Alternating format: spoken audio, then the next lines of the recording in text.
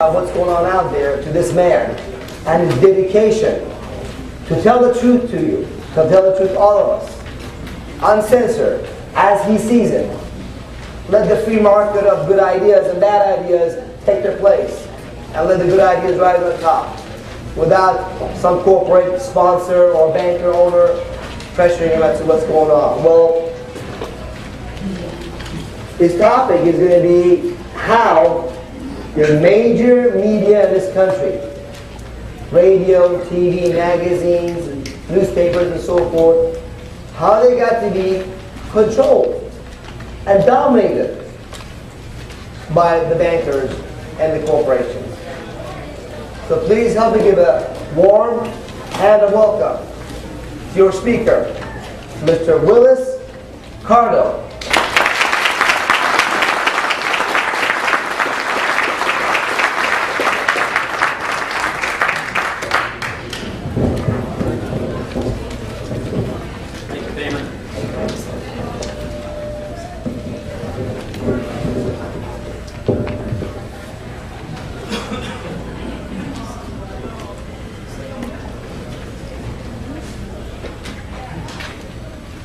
Thank you very much, Payman. I certainly appreciate that introduction. Now, tell me, I noticed there's sort of an echo in the room.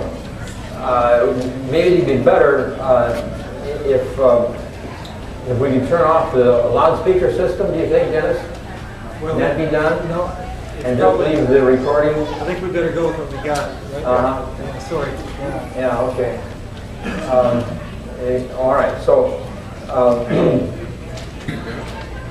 All right, so to give you a brief little introduction, I went to war as a young lad of 18 in 1944. I don't know what I accomplished in that, and I don't know what America accomplished in that war, but I've been involved in my neck, up to my neck, in a very important war, and a very significant war, a war that's very meaningful for every American. Just shortly after, about 10 years after I got out of the war, against our internal enemies who have openly said that they intend to reduce America to a province in an international, quote, new world order, to quote President George Bush the first, and to reduce our culture to garbage, our traditions and ideals to forgotten legends, and our precious liberty to a bad joke. At the age of 77, Father Time warns me that I have only 20 or 30 years left before I must consider retirement. So if America lasts that long, I intend to be here to continue to aid in increasing the total of truth-seeking in the print media and in books and on radio and periodicals. Basically, I guess you could say I am a champion printing salesman. I have made more printers very happy and paid mortgages on their homes and on their trucks and on their automobiles because I have literally throughout my life printed tons and tons of literature, patriotic, populist, nationalist literature. And so at least I can say that I have made lots of profit for many printers. In the course of doing that during the last 50 years, since 1954, I have concurrently originated a number of organizations and publications during that time, all to try and promote important information to those working to save American sovereignty and our Constitution. I can name Right, Western Destiny, Washington Observer, Liberty Letter, Liberty Lowdown, the Spotlight, the Journal of Historical Review, the IHR Newsletter, the Barnes Review, and today I'm associated with a wonderful and experienced staff in Washington, D.C. Who publish the American Free Press. And we have copies of the American Free Press at that table there. You can subscribe at $10 off during the time of the convention, and also in the honor copy, Norm Hefner. I hope that those of you who are not subscribed will take this opportunity to do so. I've also been able to publish over 200 patriotic, populist, and thought-provoking books, and would have brought out at least that many more had it not been for sabotage. And although little I've done has attained the large circulation and influence I have liked, I believe that the cumulatively they have had some impact on the course of events, providing a select group of Americans who call themselves patriots since before Mr. Ashcroft ever thought of that term, with valuable and constructive reading material, which may have somehow slowed down the annihilation of our culture. Now, ladies and gentlemen, I want to tell you that the media is the enemy. The media is the enemy. I think most of us know that. I'm going to try to explain why I believe that to be so. I want to prove in the following hour that media control is power. Plutocrats control the media. The media is indeed a monopoly, and their democracy is a sham and a fraud. And that's why the media is the enemy. That's basic step number one for anybody who is trying to understand what is happening to us. The concentration of control of the media by the plutocrats is escalating at a rate unlike we've seen in decades. More and more, as the weeks and months go by, an elite few, a handful of wealthy families and interests are gaining a stranglehold on the major media. As a young man coming back from World War II, I knew there was something wrong. I could see the course of world events and domestic affairs here at home was skewed. I could see that the priorities of our national leaders was out of touch with the interests of the American people.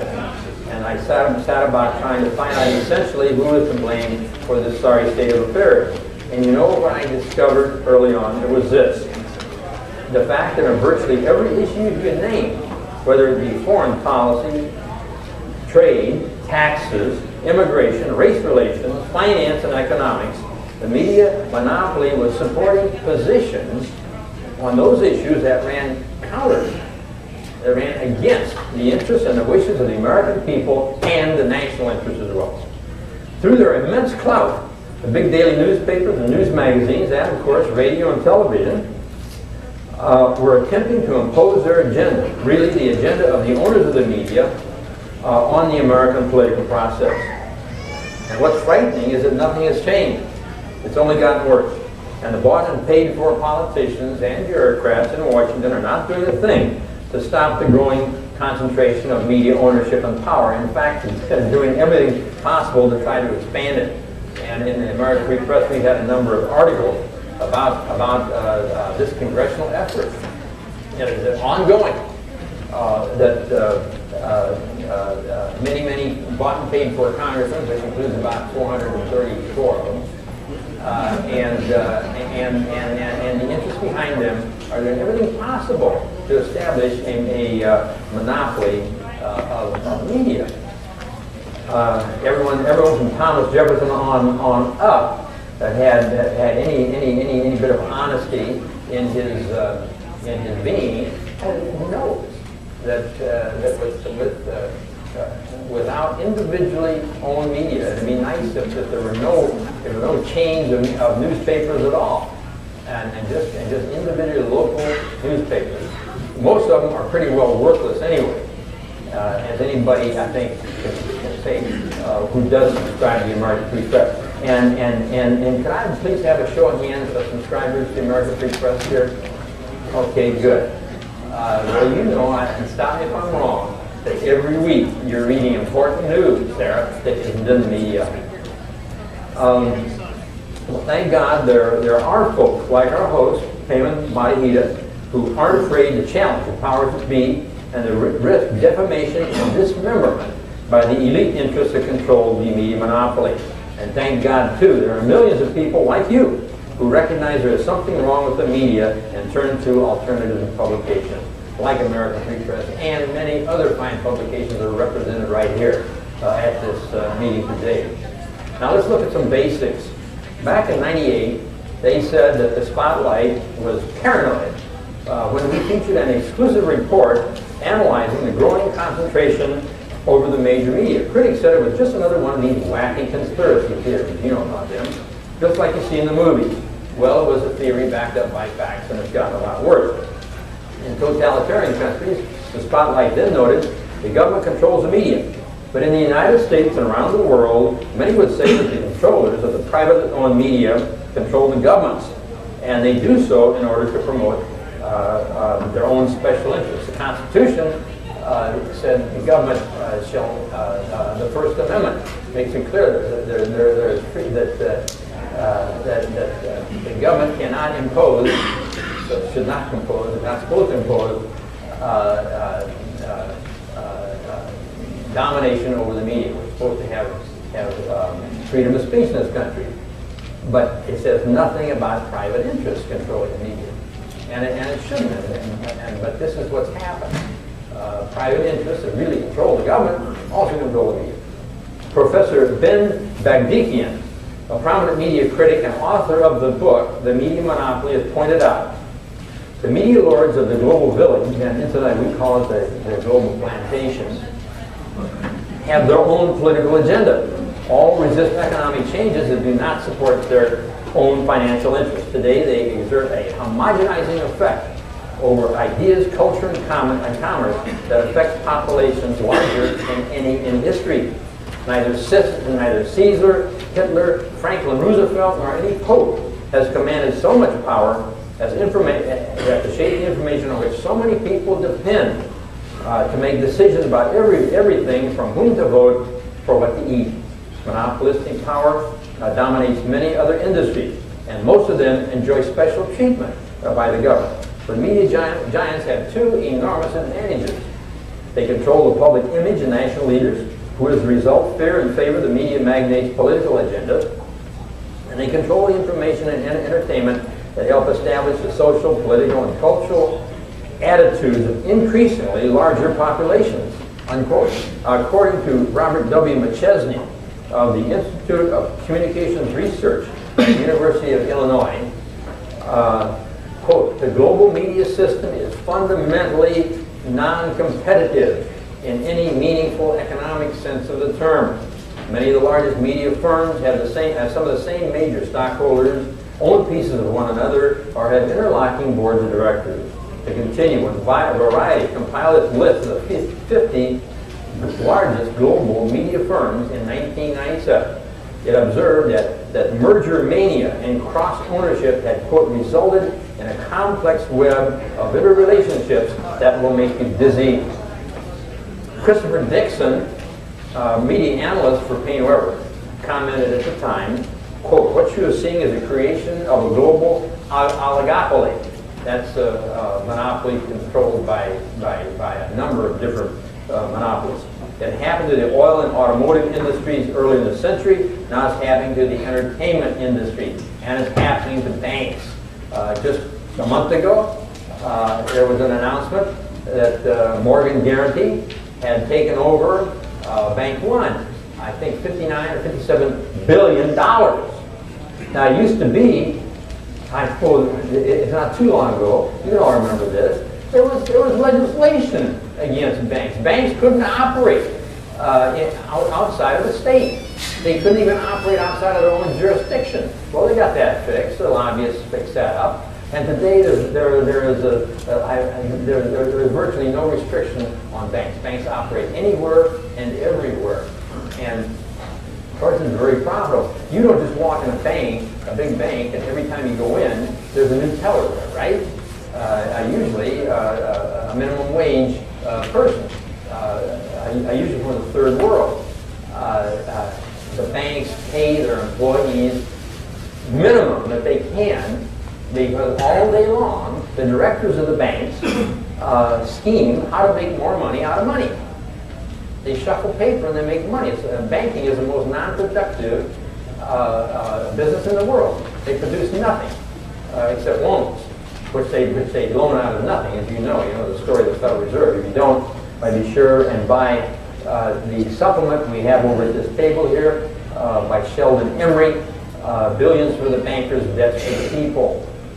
You don't know all the story of the money. I won't go into that.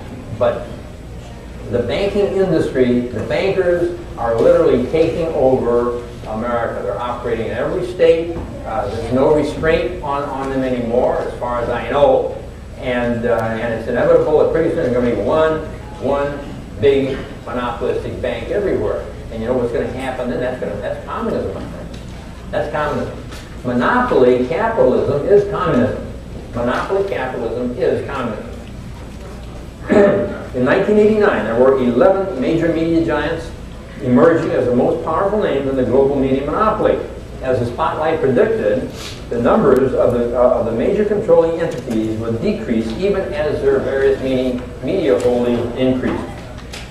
Then there are 9 major corporations dominating the global media, although 2 of the 9 are actually controlled by one family. Let me spend a few moments taking a brief look at these media giants. Number 1, Time Warner, the biggest by far. Time Warner is the largest media corporation in terms of annual revenues. Once the fiefdom of American media leader Henry Luce, and at least remember his wife, Claire Booth, who came up with a memorable phrase that she called all the global propaganda global money. Remember that?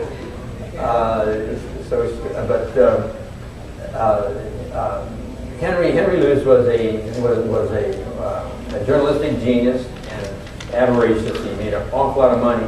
He was the founder of the Time Life publishing empire. This global media conglomerate today is dominated by Edgar Bronfman, not even an American, president of the World Jewish Congress and heir to the Seagram's liquor fortune of his late father, ex-bootlegger Sam Bronfman, a top-level figure in the international crime syndicate dominated by the late Meyer Lansky, who, during his lifetime, was the boss, quote, the boss of bosses of organized crime.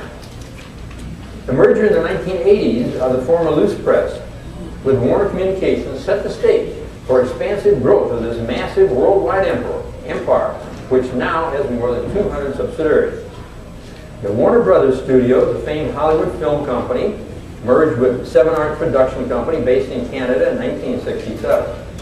The founder of Seven Arts was Louis Chesler, a longtime frontman for crime boss Lansky. The new operation formed by the media was dubbed Warner Communications. Now, not surprisingly, a major stockholder in Warner was the infamous flight capital money laundering empire known as Investors Overseas Service, which was headed by Bernard Cornfield. You probably remember him. As flamboyant playboy, Cornfield was actually no more than a frontman for Swiss banker Tibor Rosenbaum, a high-level arms procurement officer for Israel's intelligence service, the Mossad. Rosenbaum's bank, the Credit International, based in Geneva, also functioned as the chief drug and gambling money laundry for the Lansky crime syndicate. Considering all of this, it is probably inevitable that the Bronfmans, moving from their organized crime antecedents to the world of legitimacy, would emerge as key players in the Time Warner empire. Here's a representative sample of the more eminent holdings in the Time Warner octopus.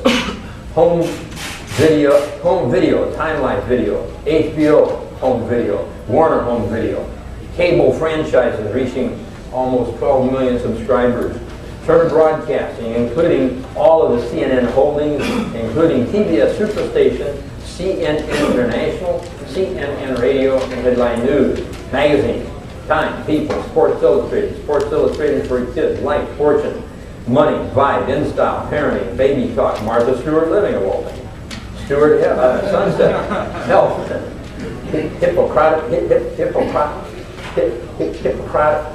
Hippocrates, you know, the Greek physician, the Hippocratic Oath, Asia Week, President, Who, Entertainment Weekly, Cooking Light, Southern Living, DC Comics, American Lawyer, and Dance You. DNCYU, never heard of that. And book publishing, Oxmoor House, Sunset Book, Little Brown and Company, Time Life Books, Warner Brothers, Book of the Month Club. What I just said, that's Time Warner media giant. The second largest group is Seagram's. Although Time Warner is very much a Bronfman family-dominated operation, through the Time Warner shares held by Seagram, Seagram is one of the major media conglomerates on its own part. Edgar Bronfman's son, Edgar Bronfman Jr., operates Seagram as his personal plaything. Remember that next time you buy a bottle of booze. He controls Universal Music Group, the largest recorded music firm in the world, along with Polygram, a major music company, as well as Universal Studios and TV channels throughout Europe and Latin America. Number 3, News Corporation. This is the empire of Rupert Murdoch, whose flagship newspaper, the neoconservative, the neocon, that's a very important phrase to remember, New York Post, and his neocon Weekly Standard magazine, edited by Bilderberg figure William Crystal. By the way, who here has heard of the Bilderbergers? Okay, I must proudly tell you that you would never have heard of the Bilderbergers if it wasn't for the Spotlight. The Spotlight's the only newspaper in the United States of America. They consistently every year contract this secret conspiratorial organization, which is composed of the major the dominant figures in the world of finance, economic, journalism, and politics.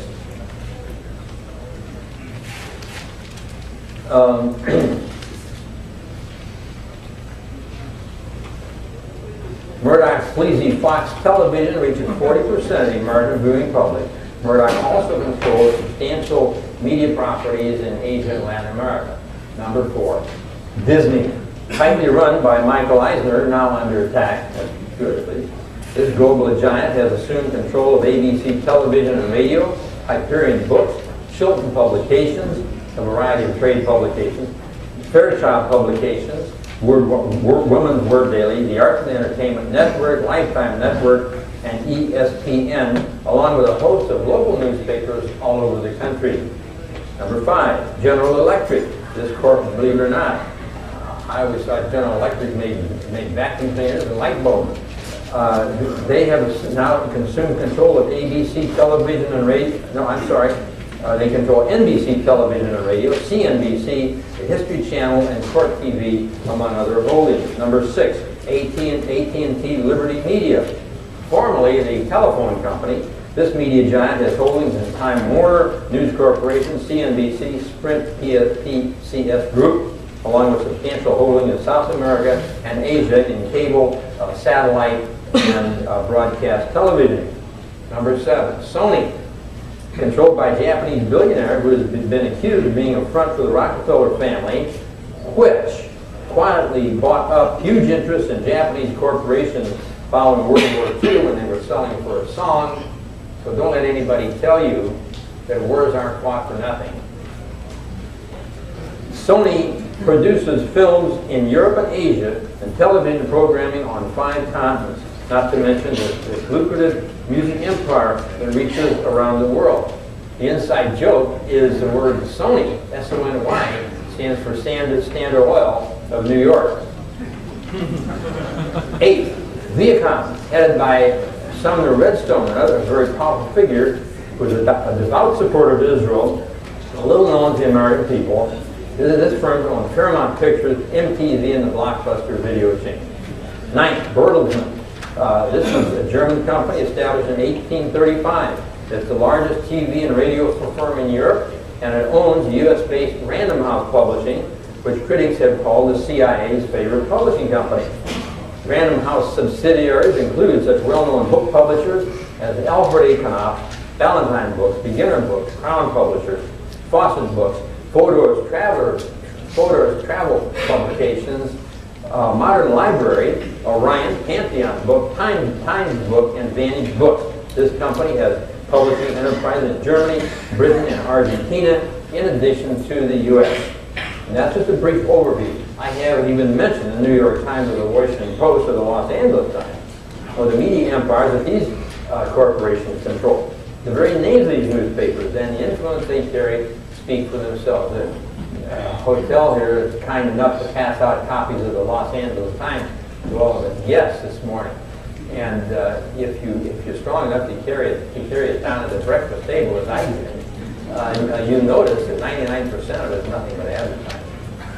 And of course, that's what it's all about. Advertising is the name of the game. And the news is very little. I got absolutely nothing out of the Los Angeles Times this morning. The comments of the aforementioned Professor Ben Badikian regarding the growing concentration of media ownership summarize the whole situation very well. Quote, when 50 men and women, chiefs of their corporations, control more than half the information and ideas that reach 249 million Americans, it's time for Americans to examine the institutions from which they receive their daily pictures of the world. The United States has an impressive array of mass communications. There are 1,700 daily newspapers, 11,000 different magazines, 9,000 radio, and 1,000 television stations. There are 2,500 book publishers and 7 movie studios. If each of these were operated by a different owner, there would be 25,000 individual media voices in the country. And incidentally, I can tell you the American Free Press is an independent media and certainly not and it's listed as one of these media publishers. Why one of the very few that's independent. If each of these were operated by a different owner, there would be 25,000 individual media voices in the country. But far from opening their system to journalists, authors, dramatists, musicians, and citizen groups, the big corporations are working to close them off to outsiders and ideas. Theirs is a strategy of total control. What's going on? I apologize to you all. The hotel forgot to provide the microphone for the speakers of the hotel. They just provided us. That's why we couldn't hear Willis very well. So please accept our apologies. Willis, this is the hotel microphone. Please speak into it so they can hear you. Don't tell me you have to start over. You don't have to start all over. But you don't have to yell either. Okay. All right. Is this better? Oh, yeah. All right. Could you hear anything I said before?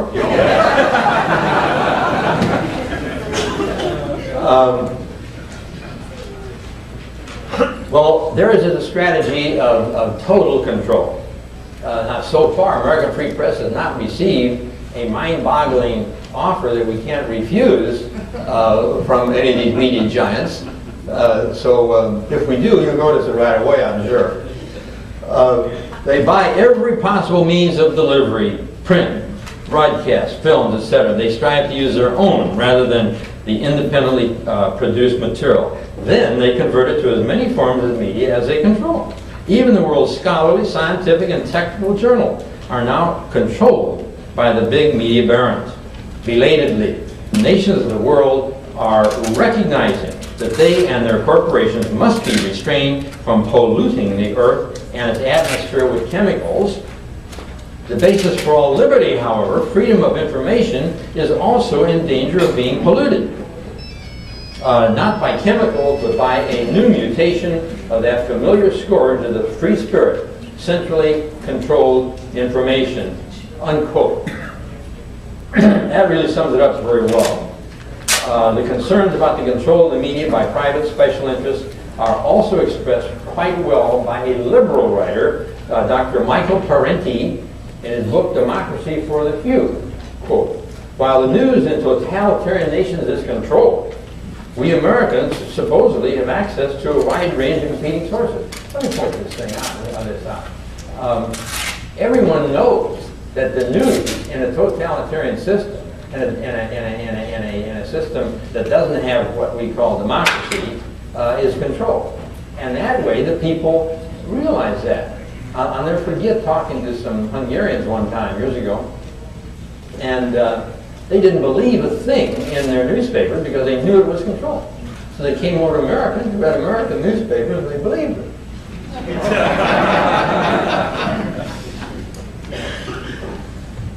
In reality, the control exerted over the media in the United States, while more subtle and less severe than in some other countries, leave us with a press that is far from free by any definition of the word. The news media are important to any study of American politics. They select most of the information and misinformation and help define us, help us define socio-political reality. Almost all the political life we experience is through the media. How we view issues, indeed, what do we even define as an issue? That's an important point. An issue has to be defined. And you don't think the big media is going to define the real issue, which of course is the loss of American sovereignty and the growth of the New World Order, do you? That doesn't exist.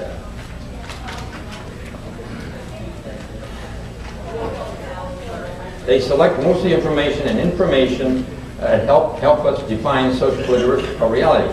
How we view issues, what we even define an issue or the event, what we see and hear and what we do not see and hear are greatly determined by those who control the mass media. Dr. Perini forthrightly confronts what I call the controlled media. He writes, who controls the mass media? 5 New York banks, Chase Manhattan, Morgan Guaranty Trust, First National Bank, Bankers Trust, and the Bank of New York own controlling shares in the 3 national television and radio networks, NBC, CBS, ABC, and are powerful shareholders of the New York Times, Columbia Pictures, and 20th Century Fox. You see how they all interlock like that. These banks have representatives on the board of the 3 networks and control all network fiduciary and debt financing functions. The networks themselves exercise a controlling interest over publishing houses, film companies, and recording companies. They own television stations located in key urban areas, reaching a lion's share of the national audience. Newspapers show the same pattern of ownership, with most of the big circulation dailies being owned by chains like Hearst, Garnett, and Copley, unquote. We'll have a lot more on Copley. We're in their territory. Is this a controlled media, a controlled media, or simply another conspiracy theory? Will you be the judge? What's it? Now you're going to have to pardon me for a personal digression here, but it touches directly on the topic of the controlled media.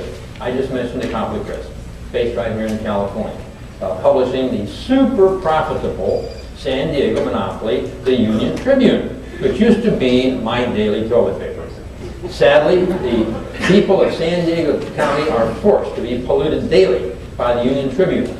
I suppose that most of them are ignorant of their plight.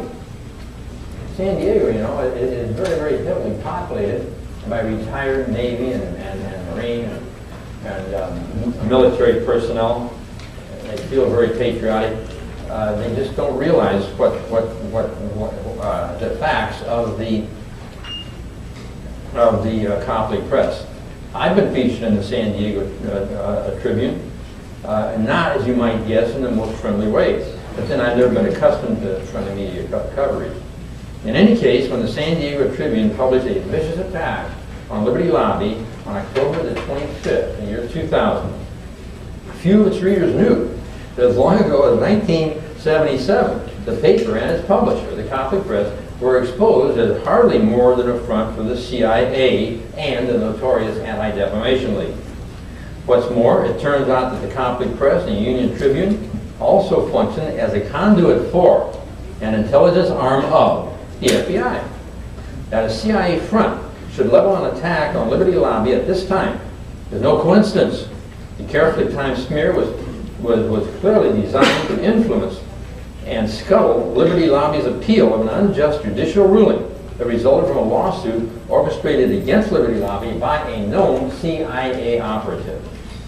At the very moment the Union Tribune published the smear, Liberty Lobby's appeal of the judgment was being considered by the California State Court of Appeals. Although the ruling was not expected for perhaps another 6 weeks. Just 5 days after the article appeared, the court suddenly issued a ruling and rejected Liberty Lobby's appeal. The legal case against Liberty Lobby was brought under direction of a shadowy CIA covert operative named Andrew E. Allen of San Francisco. He's the son of an extremely wealthy family. He's one of many such socialites who dabble in hobby in intrigue. and he works very closely with, for years and years, with the CIA and with the Simon Wiesenthal Foundation. Living off the fruits of his family's multiple trusts and a lucrative real estate fortune, Allen admits to having devoted a substantial portion of his time to active engagements in what are clearly covert operations in the CIA's sphere of influence. Allen is the sponsor of one Mark Weber, who has spearheaded the operation to destroy Liberty Lobby and the Institute for Historic Review, and now the American Free Press. And Allen's sponsors at the CIA would issue orders to their underlings at San Diego Union Tribune to attack Liberty Lobby on cue. Is no real surprise considering the truth about the newspaper and its history. Ironically, the journalist who first publicly revealed the long secret Copley Press Union Tribune linked to the CIA is Joe Trento, a liberal who is a longtime enemy of Liberty Lobby and who, in fact, had a long-standing close relationship with the top CIA official, James Angleton. As a matter of fact, we sued Joe for libel one time and won. However, in August 1977, Trento co-authored an expose of the Copley CIA connection entitled "The Spies Who Came In from the Newsroom," which was quite revealing. Among other things, Trento reported that the Copley Press and Union Tribune newspaper, which previously, of course, was two separate newspapers, both by Copley, both, quote, provided credentials, information, and placement of stories for the CIA and the FBI, exchanged information with the CIA for scoops, and planted CIA and FBI stories and editorials, harbored CIA operatives on the payroll of the Copley News Service, and fed stories to the news service clients at the request of the CIA and the FBI. Unquote. Trento's investigation also determined the Copley News Service, which actually had been a financial failure, was set up by James S. Copley at the suggestion of then President Dwight Eisenhower for the purpose of supplementing CIA activity. A series of meetings and phone calls between Eisenhower and Copley, outlined in documents produced and examined by Trento, revealed that Copley volunteered his newly formed news service as the Eisneers for our intelligence services, and that Eisenhower told the publisher that his favors were appreciated and would be reciprocated when possible. Although Copley News Service lost money every year, Green Gregston, the former editor of the San Diego Union, admitted to Trento that CNS was never run to make money. It was an ego thing for the CIA, for Jim Copley, and the CIA wanted it. According to Trento, no less than 23 Copley News Service employees had worked for the CIA simultaneously. Although there were some 194 American newsmen who had CIA connections during that same period, according to Trento. CNS was the only news service that engaged in full cooperation with the CIA for 30 years. The CIA connections of the Copley Empire were such that, according to Trento, and again I quote, CNS reporters often acted as if they were doing CIA public relations. When the CIA decided to throw over Latin government, the CNS would begin writing unfavorable information about it. Editorials would appear in the page of the Tribune and Union in San Diego, warning of the dire consequences of communists in Latin America. Then articles on freedom fighters and anti-communist opposition would appear on the CNS wires. When the coup came, Copley editorial voice. Unquote. Trento also revealed that Copley Press's relations with the FBI are as intriguing as its CIA connections. Trento's investigation revealed that many times Copley reporters were turned into virtual informants for the FBI, so much so that the Copley Press effectively, in Trento's words, ran a system of intelligence gathering for the FBI. According to Trento, Copley reporters were sent to cover anti-war demonstrations and other public meetings of discussions of dissidents. Afterward, when the reporters turned in stories and photographs, the materials were often turned directly over to the FBI and never even published in the Copley newspapers. Trento quoted Union Tribune photographer Thane McIntosh, who said that forwarding the photographs on to the FBI was something, quote, that all the photographers suspected. Some were disturbed about it and some were not, but you couldn't help participating. You had the assignment, so you did it, unquote. One photographer was asked to supply pictures to the LA Police Department, according to Trento, but that photographer refused and quit. In addition, Copley employees were ordered to draft memos on events that they covered, which memos were turned over by Copley management to the FBI. Trento also revealed the FBI used Copley to release raw and often unverified data about individuals whom it did not approve. In other words, the Copley press would effectively publish unproven smears of individuals who were targeted for special treatment by the intelligence community. Also, Trento learned the FBI placed editorials in the Copley press against dissident groups of which the FBI did not approve. That means dissident groups weren't sponsored by the FBI.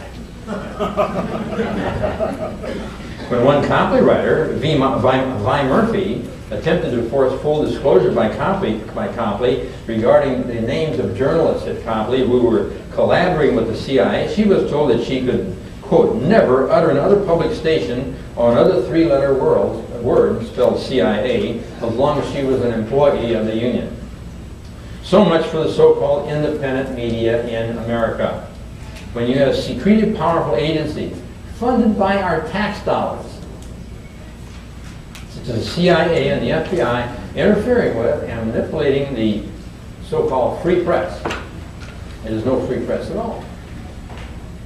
The fact is the CIA has major influence on the American media, and this further adds to my contention that the plutocrats do control the media monopoly in this country. In case you haven't figured it out, the CIA functions as a virtual enforcement arm, the hit squad, if you will, of the powerful international financial interests that dominate economic life in the United States and really around the world.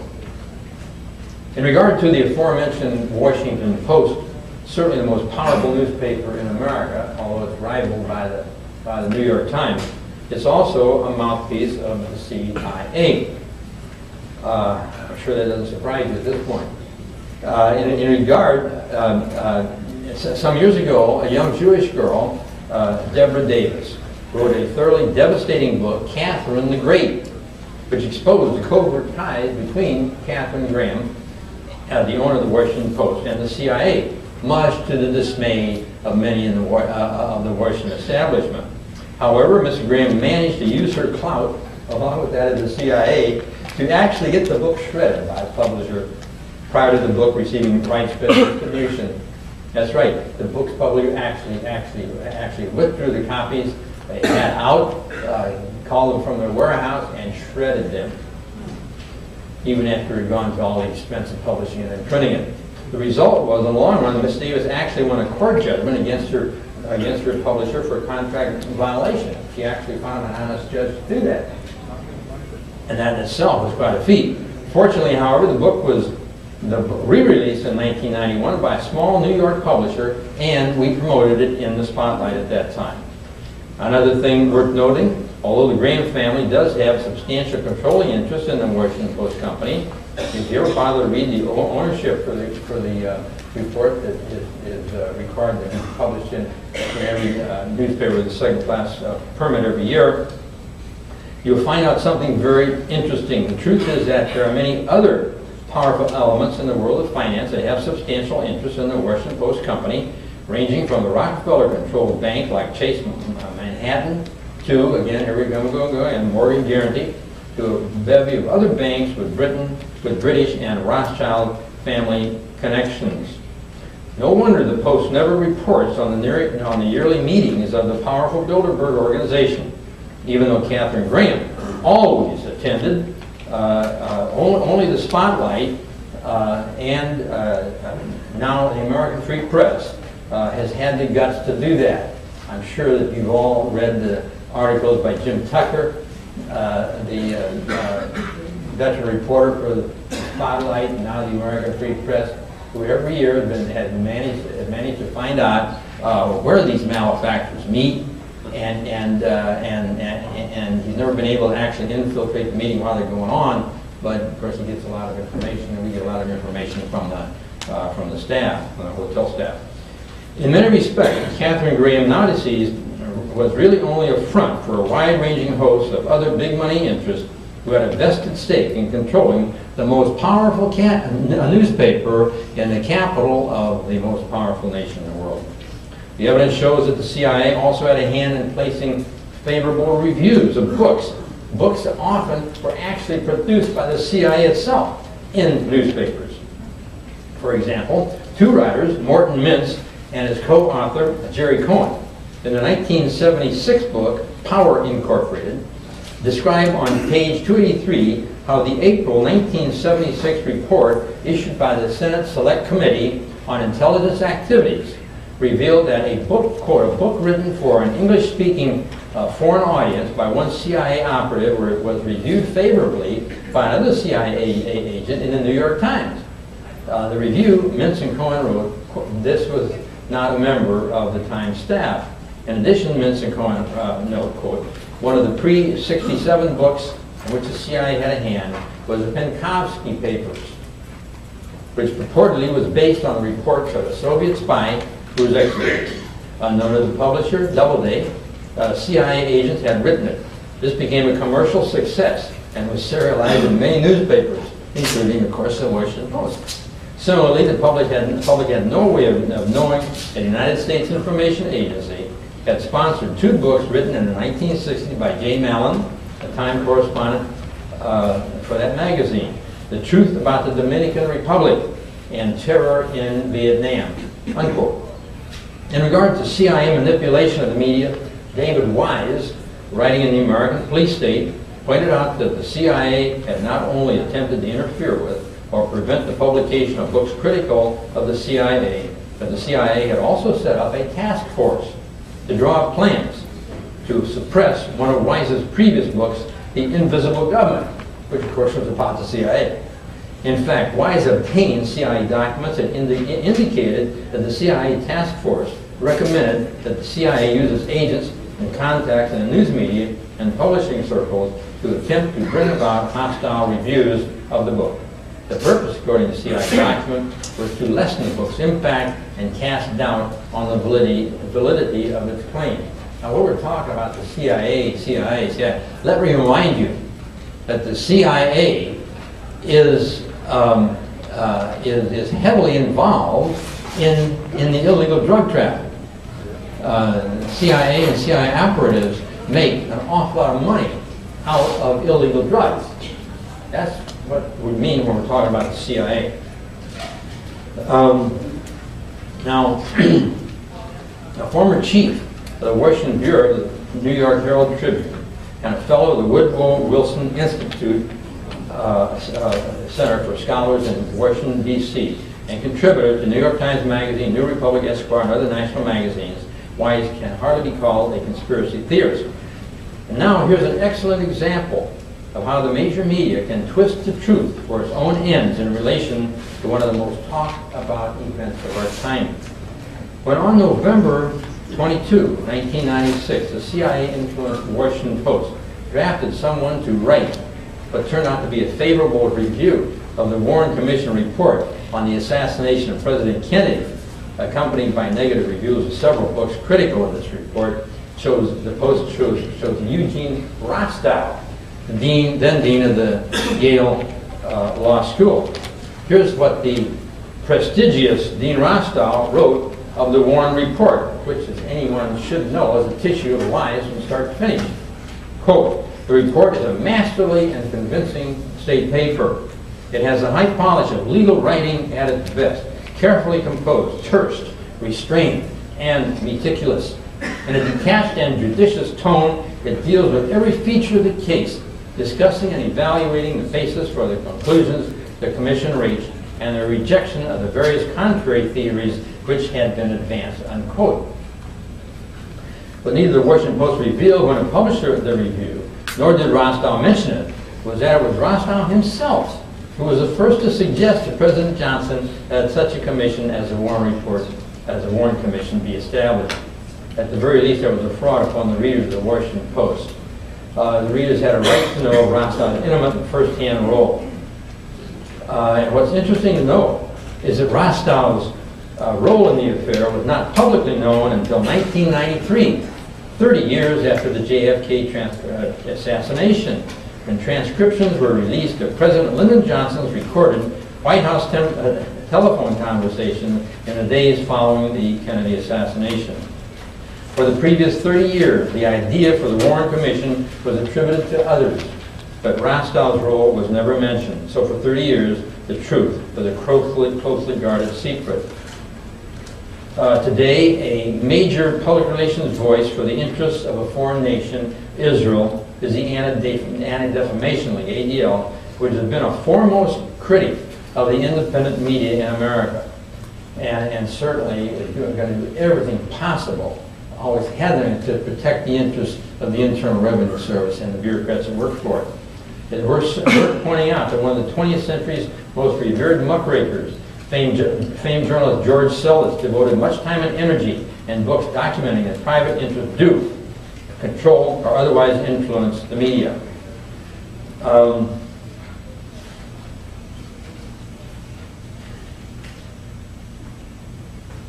Perhaps the most comprehensive regular critique of the media in recent years has been compiled by Project Censored, based at Sonoma State University.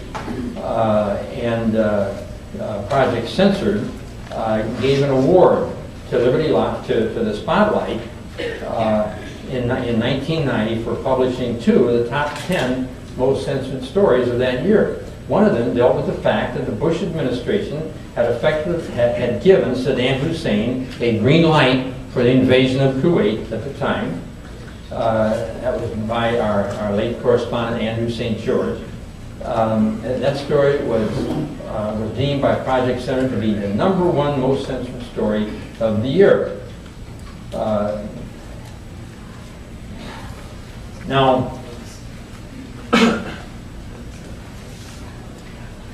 what?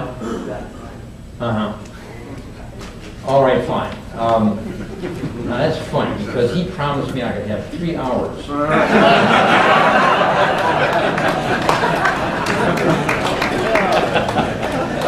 Encore. Well, okay. Anyway, one more thing, as you know, a lot of media critics which have criticized Mel Gibson's movie, The Passion of the Christ, as being too gory, too violent. Isn't that funny? Coming from the media itself, and they're criticizing something for being too violent. Well, anyway, folks, I think it's time for us to stand up and do something about it. We have to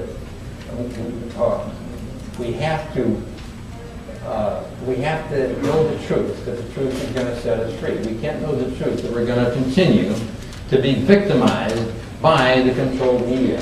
I hope what I've said today has proven to you that the media is controlled and who controls it. And I hope that when you read newspapers and watch television and so on, from now on you realize what is really going on. We need to have government by the people and for the people. In short, my friend, it is time to break up the media monopoly before it's too late. Let's all get mad as hell and tell these media barons we're not going to take it anymore.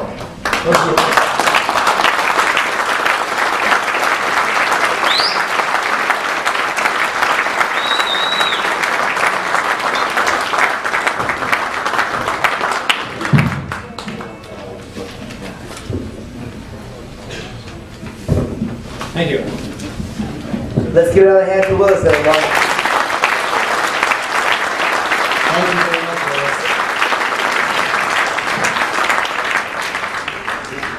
Willis. Okay, folks, it's time for a break. We're running a little bit late, so instead of 15 minutes, you got only 11 minutes. So, but before we go on, I want to get an announcement also that the we have a Saturday luncheon special available optional from 12:30 to 1:45.